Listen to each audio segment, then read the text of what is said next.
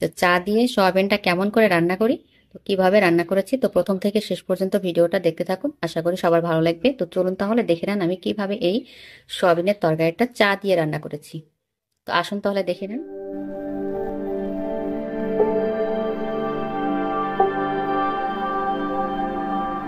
কিচেনে আরো একবার নতুন একটা রেসিপিতে সবাইকে স্বাগত। তো আজকের রেসিপি থাকছে চা দিয়ে সয়াবিন। তো চা দিয়ে সয়াবিনটা এই রান্নাটা কিভাবে করতে হয়, কিভাবে আমি করি, প্রথম থেকে শেষ পর্যন্ত ভিডিওটা দেখতে থাকুন। আশা করি সবার ভালো লাগবে। তো মাছ মাংস বাড়িতে না থাকলেও মাংসের সাথে এই সয়াবিন রান্না খেতে কিন্তু দারুণ লাগে। তো চলুন তাহলে আমাদের প্রয়োজন মতো নিয়ে নেবেন বাড়িতে সদস্য বুঝে। তো আমার এতেই হয়ে যাবে। তো সয়াবিনগুলো আমি গরম পানিতে ফুটিয়ে নেব। চলুন তাহলে দেখে নেন আমি কিভাবে সয়াবিনের রান্নাটা করি। তো চা দিয়ে সয়াবিন রান্না একটা নতুন রান্না না। তো চলুন তাহলে দেখে নেন আমি কিভাবে রান্না করি। খুব সাধারণভাবে রান্না করব, কম মশলায় কম উপকরণে। চলুন তাহলে দেখে নেন। গ্যাসটা জ্বালিয়ে কড়াইটা বসিয়ে দিয়েছি। কড়াইয়ের মধ্যে দিয়ে দেবো পানি। পানিটা গরম হলে সয়াবিনগুলো দিয়ে দেবো। তো কড়াইতে পানিটা ফুটতে শুরু করে দিয়েছে। তো এই পর্যায়ে দিয়ে দেব সামান্য লবণ। লবণ দিয়ে আমি সয়াবিনগুলো দিয়ে দেব।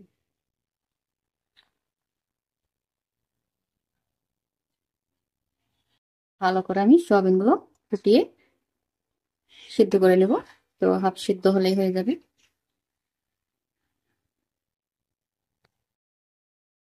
সয়াবিনটা আমি 2 মিনিটের মতো একটু ফুটিয়ে নিয়েছি। এটা হয়ে গেছে, পানিটা অনেকটা টেনে নিয়েছে।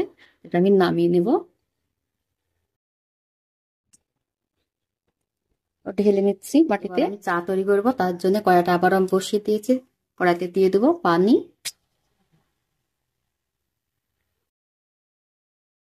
কড়াইতে পানিটা ফুটতে শুরু করেছে। এবার আমি দিয়ে দেবো চা। তো আমরা বাড়িতে যে চাটা খাই সেই চাটা আমি দিয়ে দেবো 1 চামচ পরিমাণ। এই 1 মিনিটের মতো ফুটিয়ে নেব।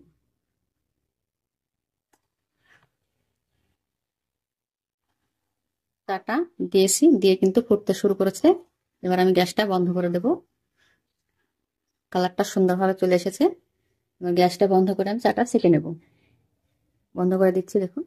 আর কালারটা কতটা সুন্দরভাবে চলে এসেছে। এবার আমি এটাকে ছেঁকে নিচ্ছি। চা পাতাটা বাটিতে ছেঁকে নেব। চায়ের কালারটা দেখুন কতটা সুন্দর হয়েছে। তো কড়াইটা আমি আবারও পরিষ্কার করে গ্যাসে বসিয়ে দিয়েছি। কড়াইটা গ্যাসে বসিয়ে দিয়েছি, দিয়ে ভালো মতো গরম করে নিয়েছি। এবার দিয়ে দেবো সরিষার তেল সয়াবিনগুলো ভাজার জন্য।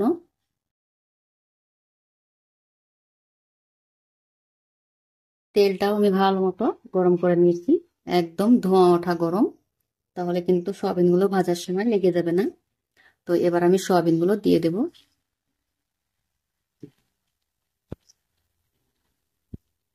সয়াবিনের মধ্যে দিয়ে দেব 1 চিমটি লবণ,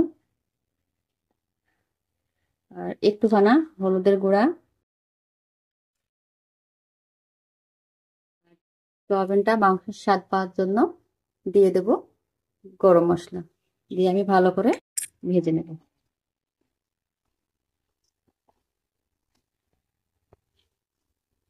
সয়াবিনটাকে ভালো করে ভেজে নিয়েছি। দেখে বুঝতে পারছেন সুন্দরভাবে ভাজা হয়ে গেছে। এবার আমি নামিয়ে নেব। সয়াবিনগুলো ভেজে তুলে নিয়েছি, দেখুন কতটা সুন্দর করে ভাজা হয়েছে। এবার আমি ওই কড়াইতে দিয়ে দেবো তেল। তার জন্য সরিষার তেল ব্যবহার করব। তো তেল দিয়ে দিব। তেলের মধ্যে দিয়ে দেব জিরে ফোড়ন,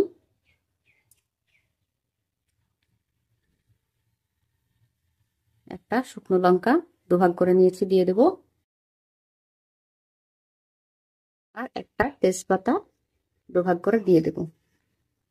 দিয়ে ভালো করে ফোড়নটা ভেজে নেব। ভাজা হয়ে গেছে। এবার আমি দিয়ে দেব পেঁয়াজ বাটা। একটা পেঁয়াজ আমি বেটে নিয়েছি। আদা রসুন বাটা, আর দিয়ে দেবো জিরে বাটা।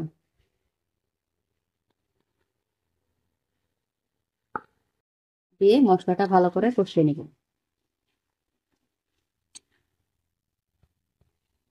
তো মশলাটা একটু ভেজে নিয়েছি। তো মশলাটা ধরে না যায় তার জন্য একটুখানি সাবান দিয়ে দেবে।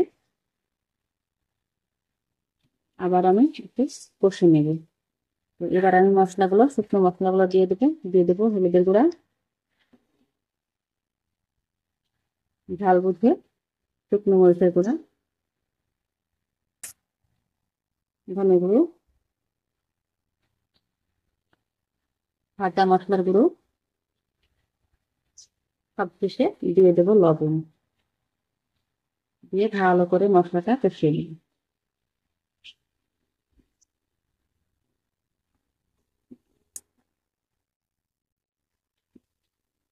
মশলাটাকে ভালো করে কষে নিয়েছি। এবার আমি সোয়াবিন গুলো দিয়ে দেবো মশলার মধ্যে। ভেজে রাখা সোয়াবিন দিয়ে দেবো মধ্যে। সোয়াবিনটা দিয়ে ভালো করে একটু কষে নেব। 1 মিনিটের মতো একটু কষে নিলে খেতে কিন্তু খুব ভালো লাগবে।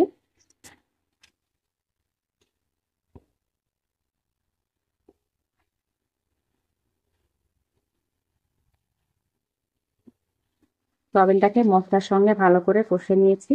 এবার আমি দিয়ে দেবো চা। চাটা করে রেখেছিলাম, চাটা দিয়ে দেবো।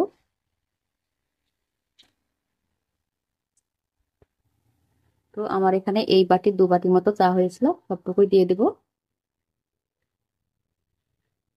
দিয়ে ভালো করে নেড়ে নেব। দেখুন রান্না হওয়ার পরে যেমন তেল ছাড়ে ওরকম তেল ছেড়েছে। তো এটা আমি 5 মিনিট ঢাকা দিয়ে রান্না করে নেব, তাহলেই হয়ে যাবে। তো ফুটতে শুরু করে দিয়েছে। তো আমি ঢাকা দিয়ে 5 মিনিট রান্না করে নিচ্ছি। তো ফিরে আসছি 5 মিনিট পরে। ফিরে আসলাম 5 মিনিট পরে। দেখুন রান্নাটা হয়ে গেছে। আর চারদিক দিয়ে কতটা সুন্দরভাবে তেল ছেড়ে দিয়েছে।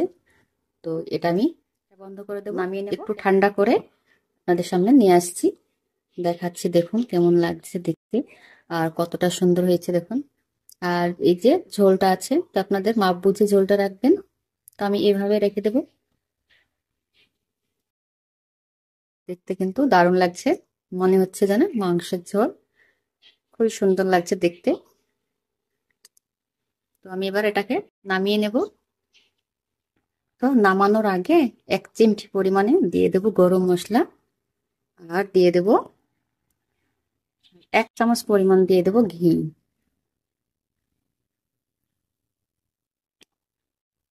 ঘিটা দিয়ে একটুখানি নেড়ে নামিয়ে নেব।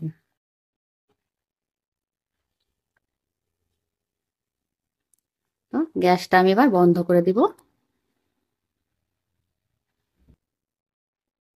একদম রেডি। বন্ধুরা দেখুন সয়াবিনের রান্নাটা দেখুন, মাংসের স্বাদকেও কিন্তু হার মানাবে। আর দেখে মনে হচ্ছে সয়াবিন তো নয়, যেন মাংস রান্না। তো দেখুন কতটা সুন্দরভাবে হয়েছে। তো এইভাবে যদি সয়াবিন রান্না করা যায়, একদম মাংসের স্বাদকেও হার মানাবে। তো এইভাবে একবার বাড়িতে বানিয়ে দেখবেন, খুব ভালো লাগবে। তো আমি প্লেটে তুলে নিচ্ছি। আর সুন্দর লাগছে দেখুন, দেখতে কিন্তু দারুণ লাগছে।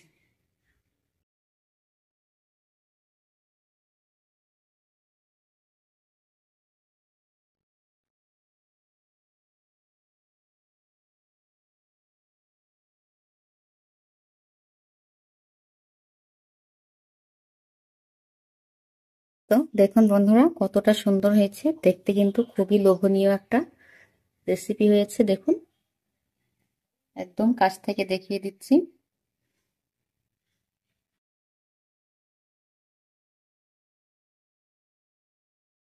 দেখতে যতটা সুন্দর, খেতেও কিন্তু দারুণ হয়।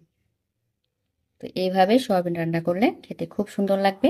তো কতটা সয়াবিনটা সিদ্ধ হয়েছে দেখুন, একদম নিচে চাপ দিতেই ভেঙে যাচ্ছে। খুবই নরম, আর ভিতরটা দেখুন কতটা সুন্দর হয়েছে।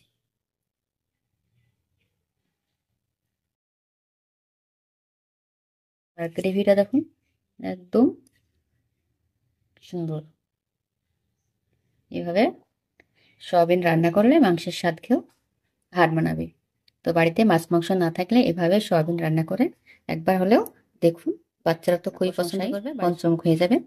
তো আজ এই পর্যন্ত, সবাই ভালো থাকবেন, সুস্থ থাকবেন, দেখা হবে আবার একটা নতুন রেসিপির সাথে।